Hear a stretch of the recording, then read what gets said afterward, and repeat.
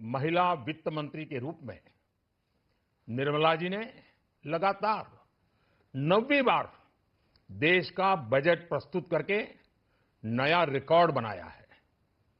ये बजट अपार अवसरों का राजमार्ग है। ये बजट वर्तमान के सपनों को साकार करता है और भारत के उज्जवल भविष्य की नींव को सशक्त करता है। ये बजट 2047 के विकसित भारत की हमारी ऊंची उड़ान का मजबूत आधार है। साथियों, आज भारत जिस रिफॉर्म एक्सप्रेस पर सवार है, इस बजट से उसे नई ऊर्जा, नई गति मिलेगी। जो पाथ ब्रेकिंग रिफॉर्म्स किए गए हैं, वो एस्पिरेशन से भरे हुए भारत के साहसिक, टैलेंटेड युवाओं को उड़ने के लिए खुला आसमान देते हैं। ये बजट ट्रस्ट बेस्ड गवर्नेंस और ह्यूमन सेंट्रिक अर्थरचना के विजन को साकार करता है। एक ऐसा यूनिक बजट है जिसमें फिस्कल डेफिसिट कम करने, इन्फ्लेशन कंट्रोल करने पर फोकस है और इसके साथ ही बजट में हाई कैपेक्स और हाई ग्रोथ का भी समन्वय है। साथियों, ये बजट भारत की वैश्विक भूमिका को नए सिरे से सशक्त करता है। भारत के 140 करोड़ नागरिक फास्टेस्ट ग्रोइंग इकोनॉमी बनकर ही संतुष्ट नहीं है। हम जल्द से जल्द दुनिया की तीसरी सबसे बड़ी अर्थव्यवस्था बनना चाहते हैं। ये करोड़ों देशवासियों का संकल्प है। दुनिया के एक ट्रस्टेड डेमोक्रेटिक पार्टनर और ट्रस्टेड क्वालिटी सप्लायर के रूप में भारत की भूमिका लगातार बढ़ रही है।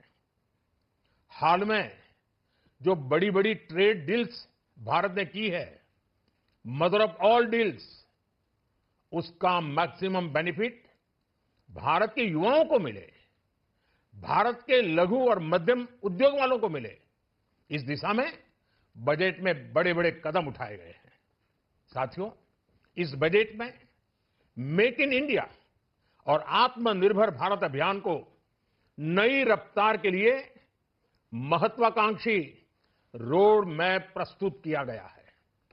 इस बजट में नई उभरती इंडस्ट्रीज यानी सनराइज सेक्टर्स को जिस मजबूती के साथ समर्थन दिया गया है, वह अभूतपूर्व है।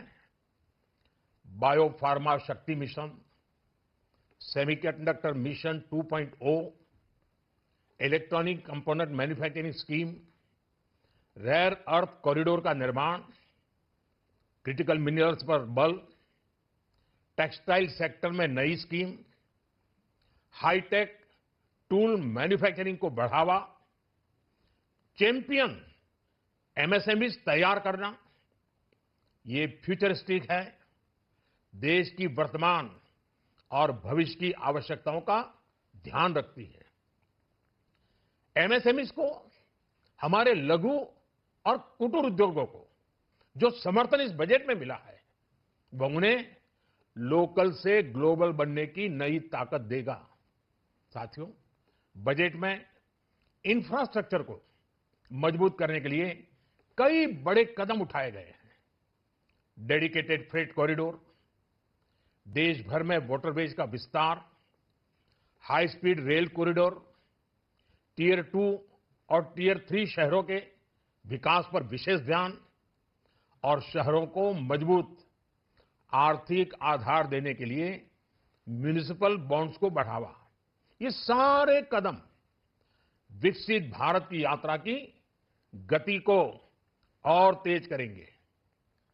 साथियों, किसी भी देश की सबसे बड़ी पूंजी उसके नागरिक होते हैं। बीते वर्षों में हमारी सरकार ने देश के नागरिकों के सामर्थ्य को बढ़ाने पर अभूतपूर्व निवेश किया है। हमारा प्रयास स्किल, स्केल और सस्टेनेबिलिटी को निरंतर बल देने का रहा है।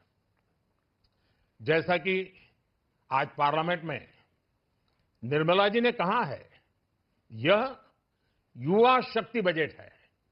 उसमें युवा की सोच भी है, युवा के सपने भी हैं, युवा का संकल्प भी है और साथ साथ युवा की गति भी है।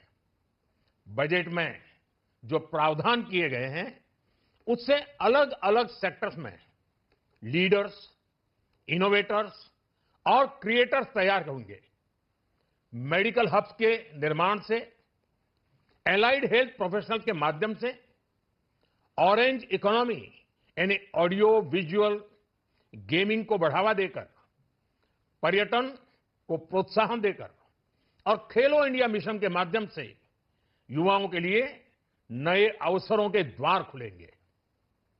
भारत को दुनिया का डेटा सेंटर हब बनाने के लिए टैक्स में बड़ी छूट की घोषणा भी की गई है।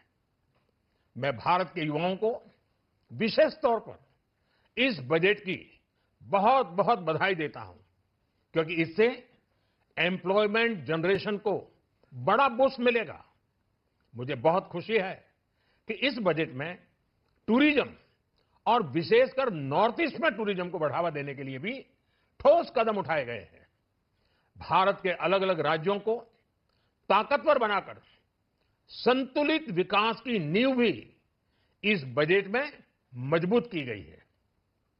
साथियों, हमारे देश में 10 करोड़ से ज्यादा महिलाएं सेल्फ हेल्प ग्रुप से जुड़ी हैं और बड़ा सफल अभियान रहा है। महिलाओं द्वारा निर्मित, महिलाओं द्वारा संचालित सेल्फ हेल्प ग्रुप्स का आधुनिक इकोसिस्टम बने, बजट में इसे प्राथमिकता दी गई है। कोशिश यही है कि हर घर लक्ष्मी जी पधारे। हर जिले में छात्राओं के लिए नए हॉस्टल बनाने का अभियान भी शिक्षा को सुलभ बनाएगा।